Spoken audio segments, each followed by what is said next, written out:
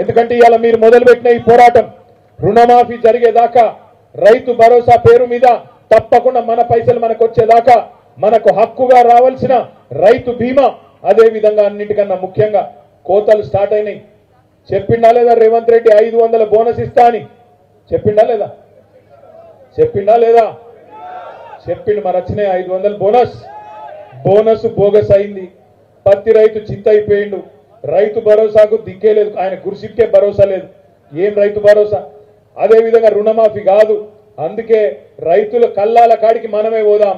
గ్రామ గ్రామాన రైతులు ఇంతకుముందు జనార్దన్ అన్న మాట్లాడినట్టు, భూమన్న మాట్లాడినట్టు కల్లాల కాడికి పోదాం.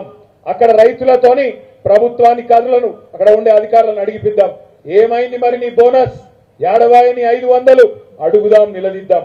8800 పత్తి రైతులకు రాకపోతే అక్కడనే కొనుగోలు కేంద్రాల కాడనే, పత్తి కేంద్రాల కాడనే మనమే పోదాం. ఇదే గులాబీ కండువా వేసుకొని, ఇదే పచ్చ కండువా వేసుకొని పోదాం, నిలదీద్దాం.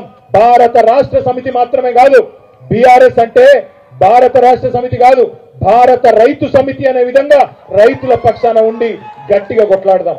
ఇప్పుడే మొదలైంది పోరాటం. ఇంకొక 4 వద్దులైతే సంవత్సరం నిండుతుంది. ఇక సంవత్సరికం కూడా పెట్టేది ఉన్నది. వీళ్ళకు తప్పకుండా తొలి మాసికం కూడా పెట్టేది ఉన్నది. తప్పకుండా వాళ్ళకి ఆ రోజు కూడా వస్తుంది.